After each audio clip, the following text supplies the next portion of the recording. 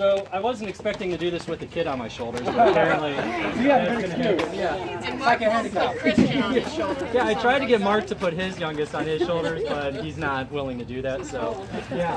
Honestly, some of you in here might. I'm Steve, their youngest. Some of you might remember me from when I was this little and was a guinea pig in some of his classes, and he would drag me in there and kind of. I think dragged all three of us in there at some point to kind of show you. How young minds work apparently, and just did. I don't know if they were legal experiments or what he did with us, but I don't know. So before we get started with making fun of Dad, I did want to thank Mom for putting this all together. Not just today, but of course through his 45 years of working. She had to put up with his crazy schedule, his craziness during exam time, the 4 o'clock dinners because he had to be to class. Just basically putting together all that stuff and kind of keeping us straight and everything during that How time. did that work out? I mean, I don't know what was harder, keeping us together or Dad's schedule, but anyway, she, deserves a lot of thanks for going through with those 45 years.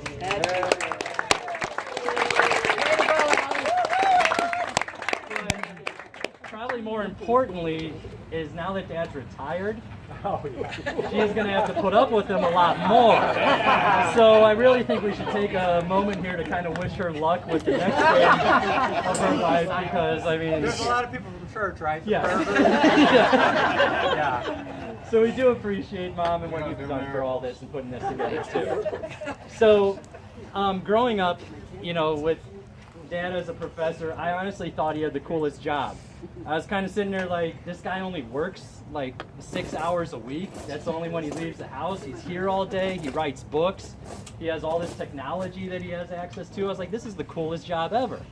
Of course, being a teacher now, I realize he didn't just work 6 hours a week. He put a lot of work into that. Outside of that, There's at least 10, right? Yeah, maybe 10. Maybe Summer's 10. off, But what I appreciated, not only did he impact a lot of people through education, we have a lot of former classmates, a lot of people that had him as a teacher here.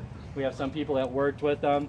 I know, like my friends back there in the back table, I told none of them they're allowed to talk at all here today, but they knew him more as, they didn't know him as a professor, but some of them knew him as a coach, as an umpire at Woodmar Little League.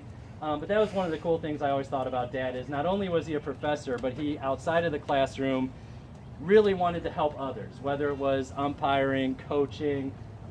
Most recently, I know he has been coaching chess at a couple Hammond schools, and one of his proudest moments as an educator from when he started until now was going to the state competition with, was it Agers? With their chess team at one point taking them to the state competition. So that's something. It wasn't just his teaching wasn't just at the college level. He just loved to teach people no matter what he was doing, and that was something that I've always thought was cool, and has kind of led me into being a teacher here as well. Some of you know here that one of the things he taught was technology in the classroom. I think that's funny as we're having one of his former coworkers here smiling and as laughing. on FaceTime that of course the technology teacher couldn't set that up.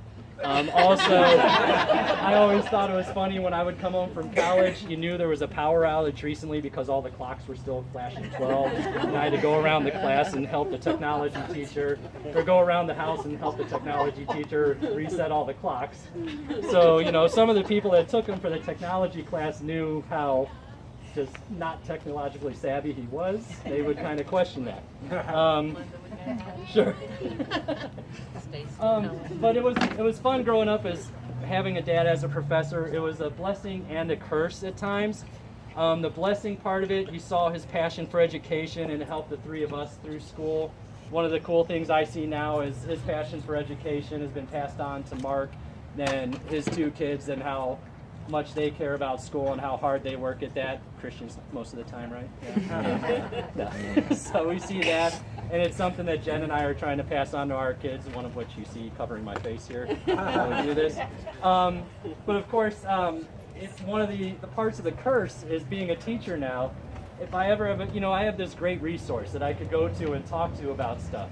But as many of you know in here, that if you ever go to them as a resource, you know that response is going to be the longest response ever. Some of you, one of the examples, and it isn't an education example, but some of you have seen his 10-page paper on automatic flush toilets and the difficulties that go along with it. If you haven't seen that, I can forward you to it because it's one of the funniest things that I've ever read. But then also part of the curse of it, you know, most grandparents, when they have new grandkids, they give them books like Goodnight Moon or something like that. With Dad, I think we got a book on cognitive and social development from kindergarten through adulthood. You know, so That was for you, Steve. yeah. You know, part of the funny part about it was growing up, you know, people asked what he taught, and I always said he taught teachers to be better teachers. And one of the funny things along with that is going through high school, or middle school and high school at Gavitt, occasionally I would have teachers who were having Dad as a teacher at the same time. And of course, none of the teachers here, I'm not calling out any of our Gavitt teachers here, and I don't think they even know this, but some of those teachers somehow thought that I influenced their grade, and they would be really nice to me, or I might, you know, play that a little bit to make sure they were nice to me. You might have actually said that. Yeah. You might have actually said if you want to go to grade my dad. You want to pass that You might have class, I actually. better do well. So it's a good thing those teachers aren't here, is what you're saying. So, but no, it really was, I mean, it was cool growing up with him in this job because you saw his passion for how much he liked to help other people, and it's something that I think has impacted all three of our lives up here, and it's something that we try and give to our kids here as well. And what we wanted to do, I know Paul and Mark have a few things to say here as well, and then we're going to, if we have some of the people that have come here, we have people that from his seminary days that have come up here from Cincinnati. We have some of his co-workers. That looks like one of my students right up there. We have some of his co-workers at Purdue that are here. We have some of the people that had him in class that are here as well. But I mean, a wide range of people, and we really do appreciate you all coming here as we celebrate 45 years. You know, I mean, that's longer than some of our lives, not all of ours. But, some of ours. But I know, Paul, you had a couple things you wanted to say about growing up with them. All kinds of, nobody knows.